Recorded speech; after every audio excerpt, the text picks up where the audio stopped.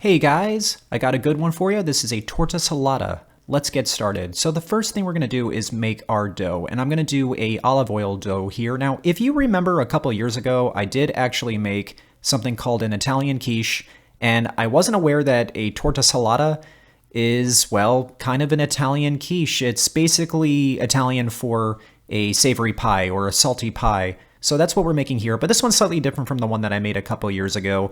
I am still making a olive oil dough. I think with that one, I used a little too much olive oil. This one holds back a bit, which means a less greasy dough. But I literally just added flour, salt, olive oil, and some water. I threw all of my ingredients into a bowl, mixed it up with a wooden spoon, and I just kept mixing until a dough formed, basically, and I just kneaded it a little bit. You don't need to really work on this thing as much as a butter-based dough. This is actually a lot easier and more forgiving. I wrapped my dough in some plastic wrap, and I'm just going to stick that in the fridge for half an hour while I prep my other ingredients. I'm going to chop up a onion, actually 2 onions. I'm going to put that in a bowl, and then in a saucepan, I'm going to melt some butter, unsalted butter to be exact. I like to be in control of the salt. And when that's completely melted, I'm going to put all my onions in there. And I'm going to cook them for about 10 minutes. You can go a little further if you'd like, but I'm not going to caramelize these. I'm just going to saute them. That's really all I want. And then after they're done cooking and it looks like they're tender, I'm going to add all of my herbs and spices, which I pre-measured. This is a mix of salt, black pepper, garlic powder, paprika, and dried thyme. I lowered the heat a bit because I don't want this to burn, but I do want to cook my spices a little bit just to really bring out the flavor. And this is looking really good. I let this cook for about 3 or 4 minutes, and then we're going to take this off the heat. Next, I'm going to preheat my oven to 350 degrees Fahrenheit. I'm flouring my work surface with some all-purpose flour, and I'm going to take my dough out. And what I like about the olive oil dough is that it's very easy to work with. You're going to be able to press it down and roll it very easily, a lot easier than a butter-based dough. And not to knock butter-based dough at all, I actually love the taste of a buttered base pie dough, but the olive oil one is something that you definitely have to try. Sometimes you just gotta be adventurous. I'm flouring this very generously because you do not want it to stick to your rolling pin or the countertop. And then once this is rolled out to the length that you would like, you want it to be slightly bigger than your pie dish. Mine is 9 inches, so I'm just measuring it, well, by eyeballing it. I'm not getting a ruler out for this. And then I'm just gonna fold this up because it's a lot easier to get it into the pie dish this way.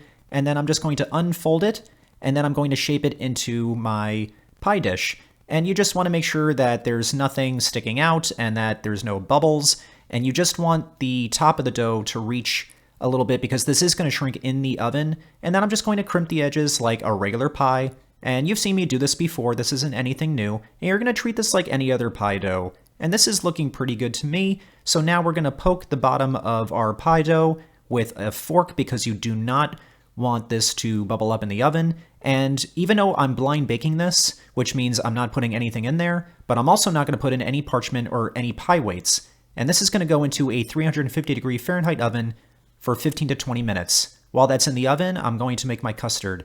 I got some eggs and some heavy cream, and I'm just going to mix that up. And for some reason, I didn't film myself adding salt to this, but please do add salt. You want this to be seasoned very well. And I will put the measurements in the description box down below, so you do not have to worry about that.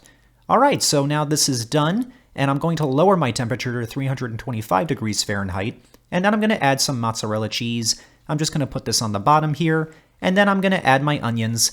And I know, they look caramelized, right? But because of our herbs and spices, they give off that appearance. But I swear to you, these are sautéed, not caramelized.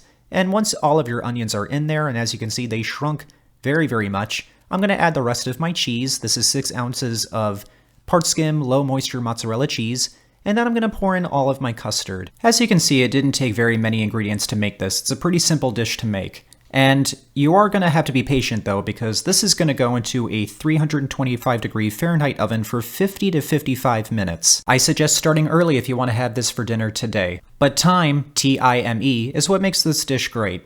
Because after you let it come out of the oven, you're going to have to let this sit for about an hour. Like I said, patience. But this would be the time to add any dried herbs that you'd like. If you want to add fresh herbs, you are going to have to wait until this is completely cooled off. I'm now adding dried thyme to the top of this. That's T-H-Y-M-E. Not only does it look nice, but it's going to taste terrific too, and it gives off a great aroma. This is completely cooled off now, so that means it's time to actually dig in. All right, it smells terrific in here. Let's try this thing out, shall we?